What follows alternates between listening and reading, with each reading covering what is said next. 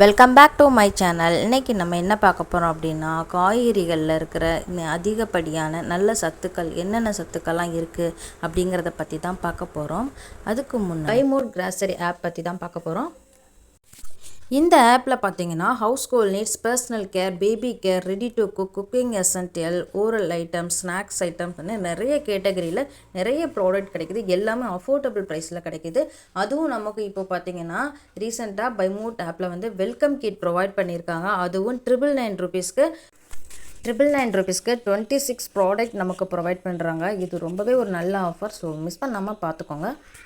நான் டிஸ்கிரிப்ஷனில் லிங்க் கொடுத்துருக்கேன், மறக்காமல் செக் பண்ணி பார்த்துக்கோங்க. அங்கே நம்ம சில குறிப்பிட்ட காய்கறிகளில் இருக்கிற சத்துக்களையும் அந்த காய்கறிகளை சாப்பிட்றதால கிடைக்கிற பலன்களையும் நம்ம இங்கே கொஞ்சம் பார்க்கலாம்.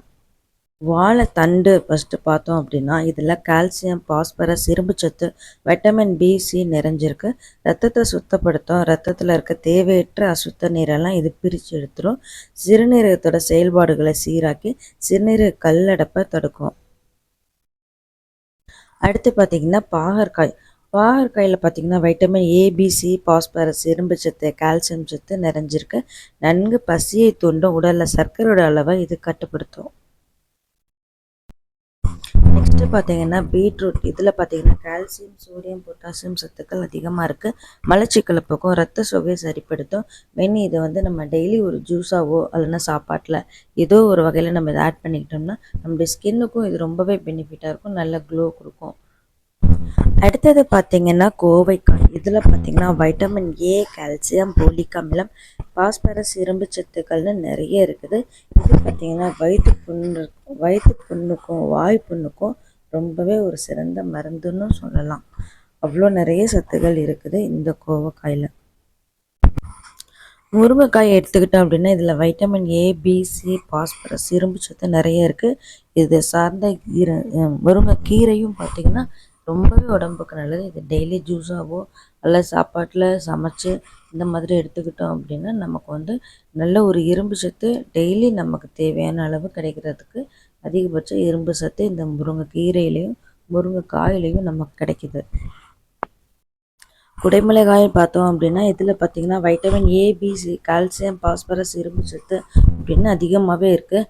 அஜீரண கோளாறுக்கு வந்து இது ரொம்பவே ஒரு நல்ல மருந்துன்னு சொல்லலாம். நல்ல செரிமான சக்தியை அதிகமாக தூண்டும் இந்த குடமிளகாய். அடுத்தது பார்த்திங்கன்னா நம்ம அடிக்கடி சாப்பாட்டில் எடுத்துக்க வேண்டிய ஒரு காய்கறி அப்படின்னு பார்த்திங்கன்னா கேரட். இது பார்த்திங்கன்னா நம்ம உடலை வந்து அதிகமாக வலுப்படுத்தும். நம்ம ஸ்கின்னுக்கு வந்து நல்ல க்ளோயிங் ஸ்கின் கொடுக்கும். இதை நம்ம டெய்லி சாப்பாட்டில் எடுத்துக்கிட்டோம் அப்படின்னா டோட்டலாக நம்மளுடைய ஸ்கின் டோனே பார்த்திங்கன்னா சேஞ்ச் ஆகி நல்ல ஒரு க்ளோயிங் ஸ்கின் நமக்கு கிடைக்கும். அடுத்தது பார்த்திங்கன்னா வெண்டைக்காய். இதில் பார்த்திங்கன்னா போலிக் அமிலம், கால்சியம், பாஸ்பரஸ் அதிகமாக இருக்குது. மூளை வளர்ச்சியை தூண்டும். நன்கு பசி எடுக்கும் அப்படின்னு சொல்கிறாங்க.